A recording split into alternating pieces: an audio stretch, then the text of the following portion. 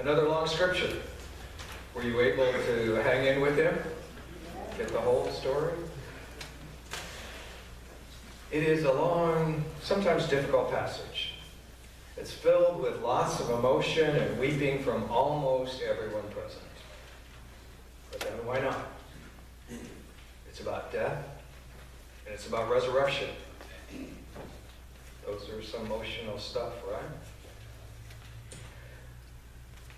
For John, in his gospel, this is not a miracle story. John doesn't have any miracles in his gospel. Instead, he has signs. That is, something that points to something greater. Instead, as a sign, this points, like all signs in John, to the power of God. And they call for a belief in Jesus. The very last part of this section says that many of those who saw what happened believed. We hear that a lot in John's gospel. That's what signs are for. That's what they do. In reading this gospel, two things pop up for me. First, I have the same sorts of questions that Mary and Martha had. It's a question that is asked often with a mixture of faith and doubt, with respect and anger, or maybe frustration. You know what that question is? What did they ask? Why weren't you there? Why did you wait so long? Why weren't you there? If you'd been there. Why did you wait? If only you could have stopped him from dying. Now, I think that brings up something that's very interesting and maybe a good Lenten thought. And that is, she believed that Jesus could stop death, but she didn't believe that Jesus could bring life. How does that work out in our lives? Just what do we believe about what Jesus could do?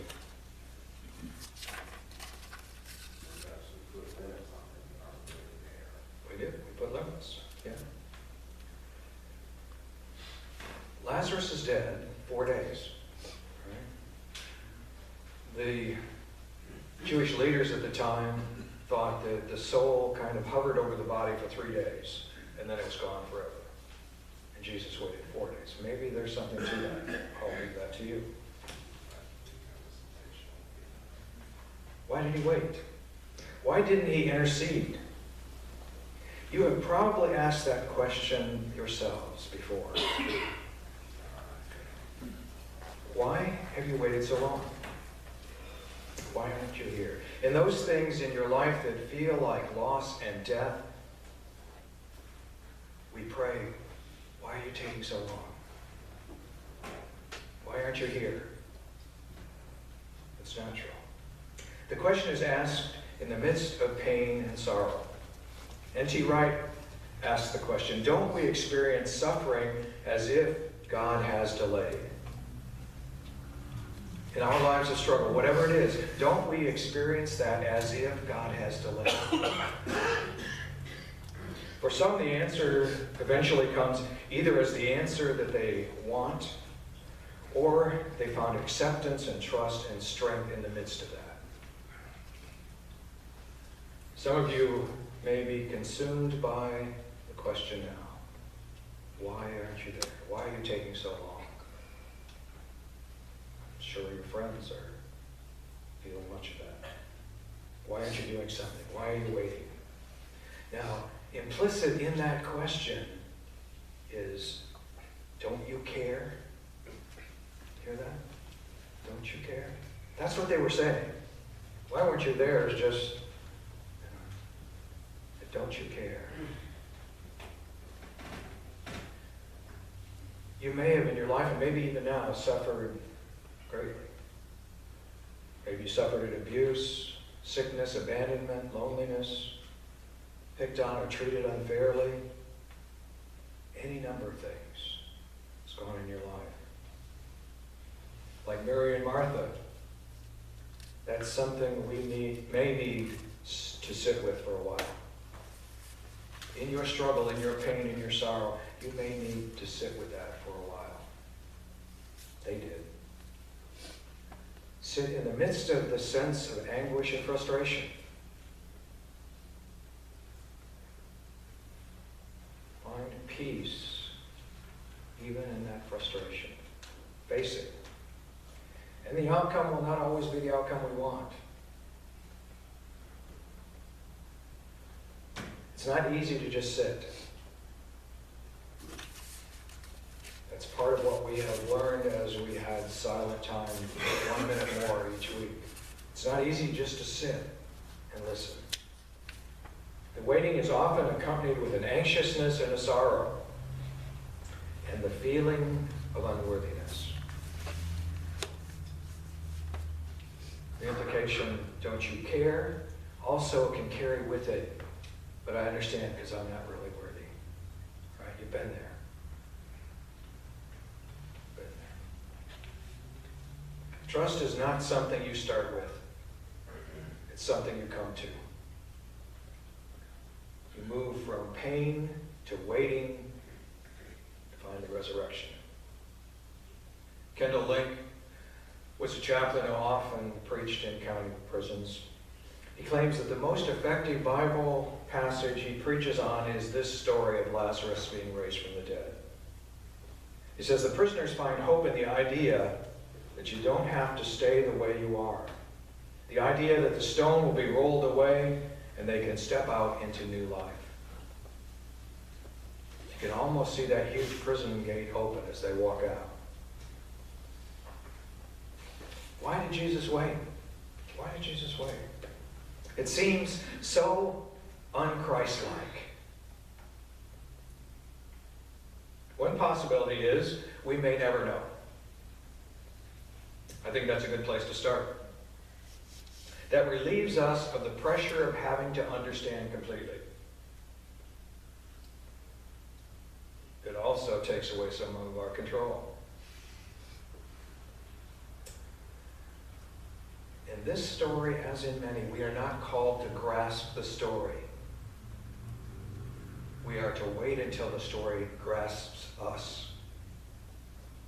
That's where the power is. Why did he wait? He just did. Great sermon, huh? The issues of our life are issues of life and death, and they are not easy.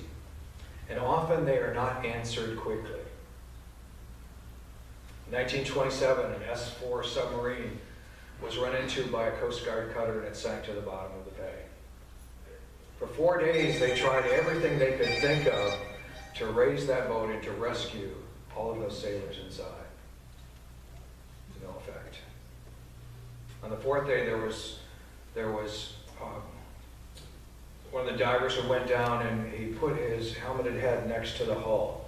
And he heard a tapping out. Is there any hope?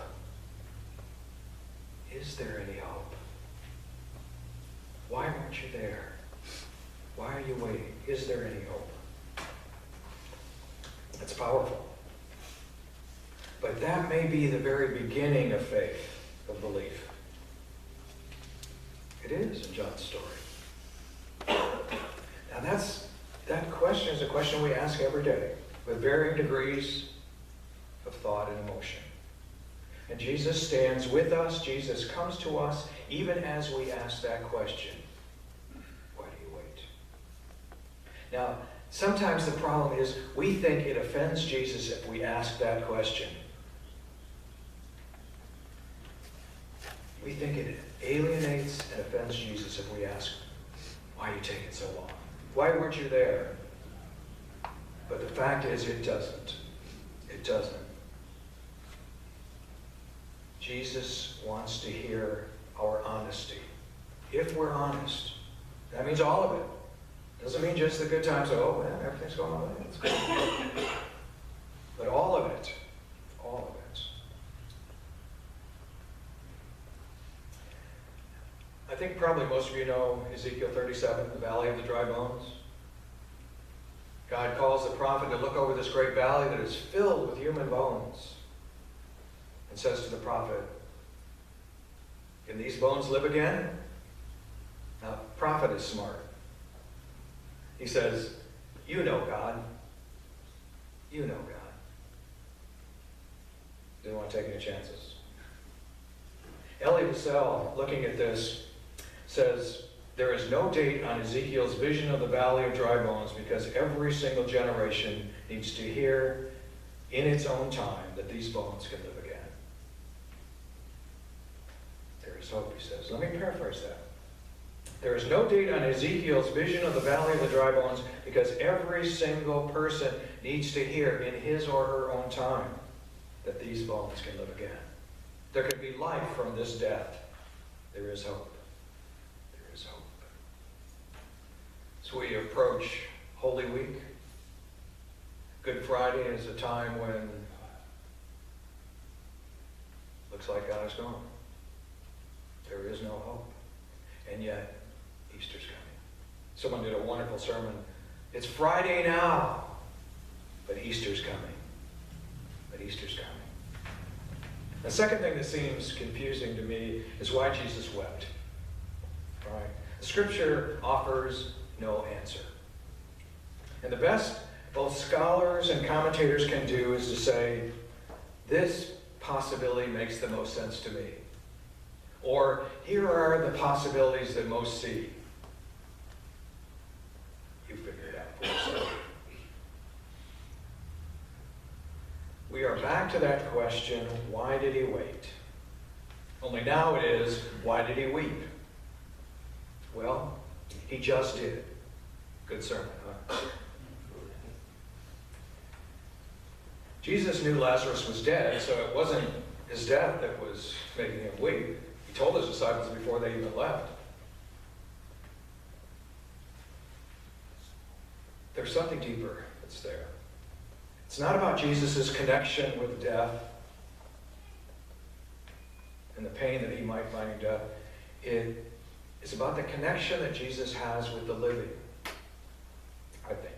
He sees the pain in Mary and Martha, and he has pain with them. He feels their pain. He feels our pain.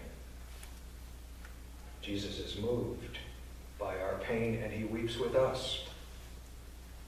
There's a little girl who was sent to the store by her mother and said, "Now, as soon as you got what you need, you come right back home." Well, she didn't come home, and it was almost 2 hours, and her mom was just going out of her head and ready to call the police and go and try and find her. And finally, the little girl came home. The mother said, "Where in the world have you been?" And she said, "I'm sorry, Mommy. I know I'm late, but Janie broke her doll, and I stopped to help her fix it." Her mom said, "Well, how could you help fix Janie's doll?" She said, "Well, Mom, I really couldn't. But I sat down with her and I helped her cry."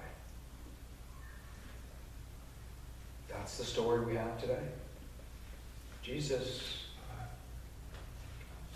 weeps with us. Have you learned in your own life that Jesus weeps with you? That in your struggle, in your pain, in your sorrow, Jesus weeps with you?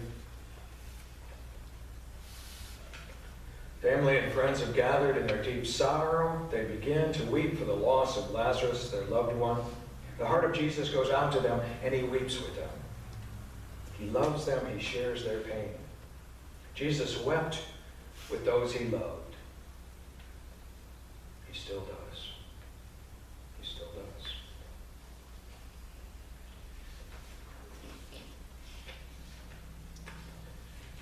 This passage is not meant to be understood.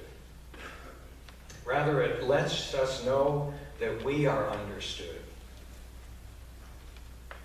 When you know that, you can get through a lot.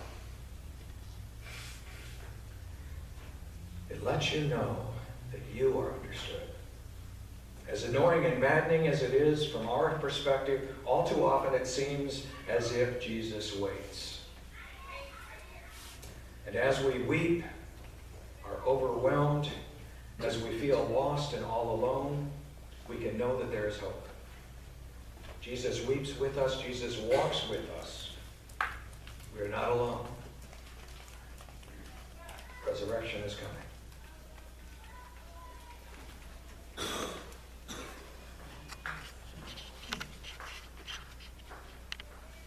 come up. Our silent communion begins now.